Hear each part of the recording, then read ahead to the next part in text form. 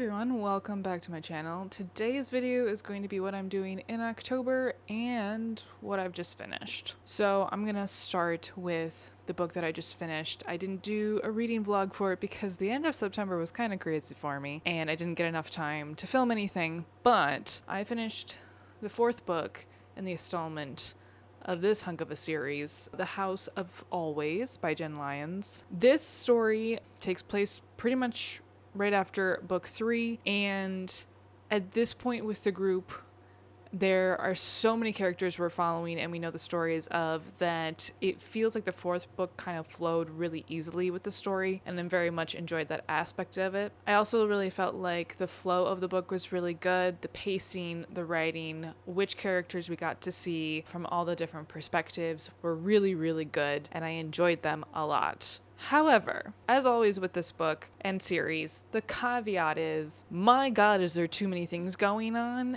and it feels like you're playing a layer of chess that you think you have all the pieces, you think you have all the knowledge, but oh my god, every single time you get to a certain point, you're like, what does this person mean again? What does this place mean again? What does this word reference? Every single time.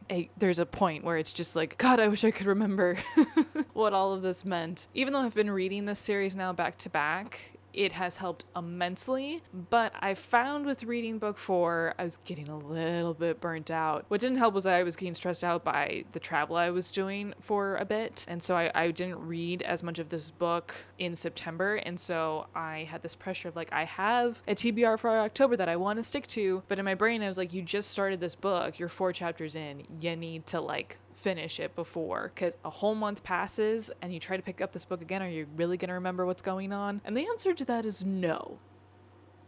Absolutely, I will not remember what was happening in the book. So I said, hunker down, let's get through this book. So there was a little bit of pulling teeth for me in the enjoyment process, but overall, I gave it a 4 again. There's not really anything in this series so far that makes me think, one, that I'm going to remember all the details of the series, but 2, it feels now like it's too complicated for its own sake. Like it feels like the complexity of it all is so unnecessary at this point that I just want to get to the straight point of the thing. By the end of book 4, I do believe we've gotten there and we're finally going to have the thing that's finally going to settle everything. But to give you the premise of book 4, it is, God, explaining book number 4 out of book 5 is kind of hard without spoilers. But basically this whole situation takes place in a tower where time has kind of slowed down, and all the characters you have met where we've gotten perspectives from consistently from books 1 through 3 are in this book, and we're seeing what the last, like, I think it's 10 to 2 weeks have been since the ending / battle that happened in book 3. That's the premise without spoiling anything, and the ending of the book is a very good stepping stone to the final book, and I am intrigued to see I am interested to see what the choice will be from Kieran at the end. I also am interested to see what the fallout is from whichever choices he chooses from, but I am happy with where it is. I just think my enjoyment of the fourth book was diminished because we gotta talk about the October TBR. This TBR for October I had planned in advance because I was like, I want to do Blackoweenathon again. It was my first reading month-a-thon. I don't know how to word that, but it was my first one that I ever did on BookTube, and I was so excited to participate in it. It was so much fun, and this was started by Bree. I will link her stuff down below and put it up on the screen. I think it's Locked Booktition. Bree started this back in 2020, and I did participate in it, and I found through that readathon that I really like the different books that I picked up and the different paces that I got and the different storylines and genres that I didn't like, but I really didn't go into the nitty-gritty of horror or thriller because I think at the time I just didn't think I would like it. So this year Blackoweenathon is not happening. However, I still want to do it in the spirit of Blackoweenathon. I did some research and I found on Storygraph the 2022 version of Blackoweenathon with also book suggestions. However, there were 2 books that I wanted to make sure that I did read during this month because I was already planning to read them. So looking at the 2022 list, it's technically 6 prompts, but there is a bonus 7th. And so I just did all 7 because the way it worked is I could fit 2 novella sized books. And I was like, okay, so those are very short. Takes me a day to read one of those. So I want to put a 7th book just to see if I can do all 7. I will say my normal reading pace in a month is usually 4 books, but it's because usually those books range between 400 to 500 pages, sometimes more. And so these books are all under 400 pages. Most of them are under 300 pages. So I think I'm going to be just fine with the reading because I've already started.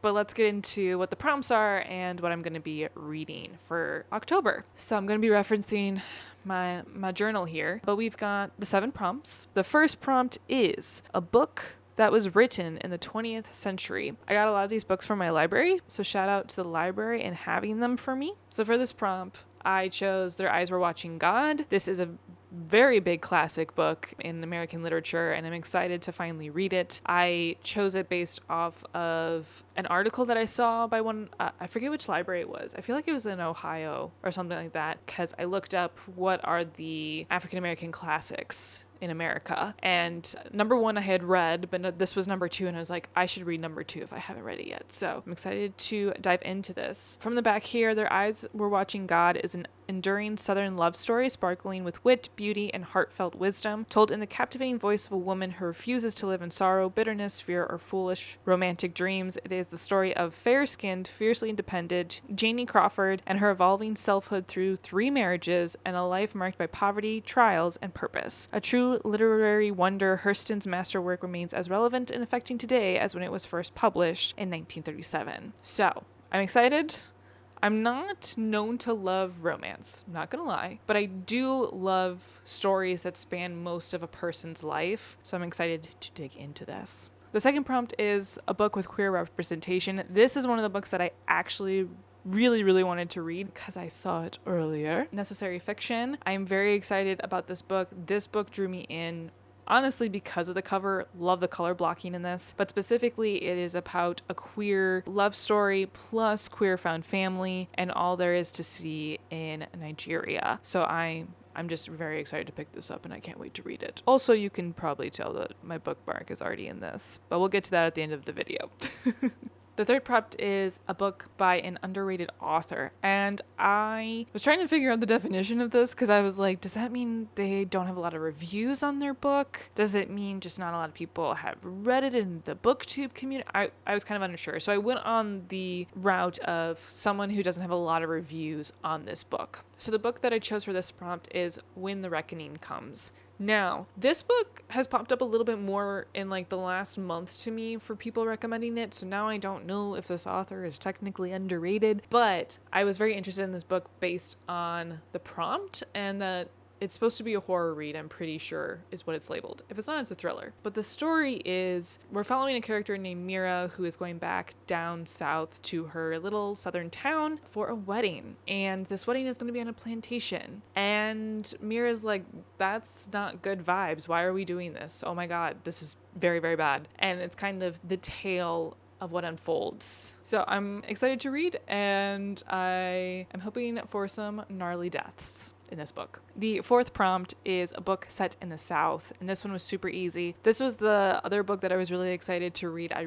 was hoping it could fit into one of these prompts, and it did with this one. This is Ring Shout. This has been highly recommended on many top 10 horror books, and I am super excited to read. This is the other really skinny book. Actually, we haven't talked about the other one. Never mind.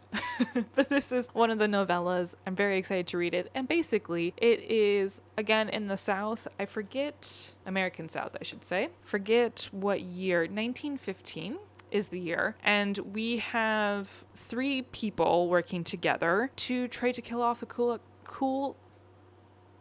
KKK. The fact that I can't fucking say Ku Klux Klan is insane. So there's 3 people that are going after the Ku Klux Klan because they have figured out how to raise demons and use them. And I'm excited to just see some white asses get kicked for being racist assholes and more than that. So yes, this is a very short book though, so I'm probably reading it at the end of the month since I've already read the other small book, which we will get to shortly. So yeah, very excited to read this one. I think it'll be very fun and horrific. The next prompt, number 5, I believe, yes, is a new release. So it's not 2022 anymore, it is 2025. So a new release from this year that I thought would be interesting to try is Listen to Your Sister. This is a thriller book, and I don't know much about it. So let's read the back for a little bit. 25-year-old Kala Williams is struggling since becoming guardian to her brother Jamie. Kala is overwhelmed and tired of being the one who makes sacrifices to keep the family together. Jamie, full of good-natured 16-year-old recklessness, is usually off fighting for what matters to him or getting into mischief, often at the same time. Dre, their brother, promised he would help raise Jamie, but now that the ink is dry on the paperwork in classic middle child fashion, he's off doing his own thing. And through it all, the nightmare never stops haunting Kayla, reoccurring images of her brothers dying that she is powerless to stop. When Jamie's actions at a protest spiral out of control, the siblings must go on the run, taking refuge in a remote cabin that looks like it belongs on a slasher movie poster rather than an Airbnb. The siblings now face a new threat where their lives and reality hang in the balance. Kayla always warned her brothers about her nightmares. They really should have listened. So, we'll see how this goes. Cabin in the woods type of thriller, maybe horror. I'm not sure where it aligns in this genre, but this sounded intriguing. It's a new release and it fits into the October fall theme, so I'm excited to pick it up when I do read it. The 6th prompt is a backlist book, and what it meant was 10 plus years old for this book. And this one, I looked through the recommendations on Storygraph that Bree had listed, and I was looking for another small book, novella size, and this is the one that I picked up, and it's called Memoir of a Porcupine, and I literally just finished this today, so I can give you a mini review. I gave it 4 stars. It was a fun little romp, and you are following, well, I guess following's wrong. You're listening to a porcupine tell the story of his master and what befell him and what he's doing now. Let me read the back a little bit to describe what this will be like. All human beings, says an African legend, have an animal double. Some doubles are benign, others wicked. This legend comes to life in Elaine's outlandish, surreal, and charmingly nonchalant memoirs of a porcupine. So you're following a porcupine's life as being someone's double, and what mischief this young man leads to this porcupine to do. It's very fun. This took me less than a day to read. The violence in here isn't very detailed. I think there's a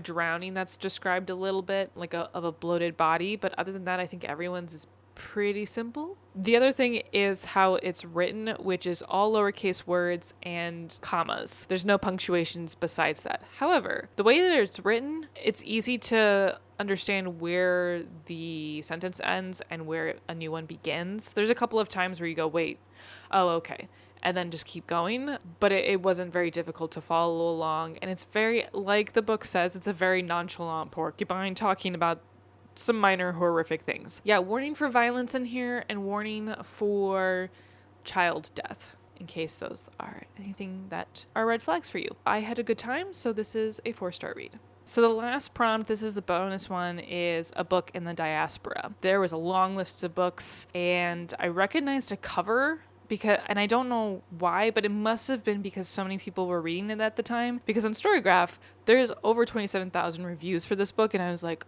oh, like that's a lot of people. So that book that I chose was When No One Is Watching by Alyssa Cole. This I have also finished. It's a story about gentrification in New York City, in Brooklyn. It talks about the fear of someone whose home all of a sudden gets ripped out from under her and her surroundings don't look the same, and eventually comes into a terrific nightmare. Originally, when I finished this book, I felt very uneasy about where my rating was, because there were points in this where I was scared. There were points in this where I was just like, oh, okay, just breathe a little bit, take a break from after that chapter. But I was unsure where I wanted to put a rating, because I felt like, I don't know, I feel like people need to read this book, and then at the same time, will everyone understand why they need to read this book? Especially if you're a US citizen. I'm just gonna say that, who is not a person of color. You kind of need to read this. The perspective of Sydney and Theo, I loved both of their perspectives. I never favored one over the other, though I do love Sydney a lot. I think she was a great character to follow. The mundaneness that we had of a life of a Black woman in Brooklyn, I really loved seeing, and the other Black people in her neighborhood that she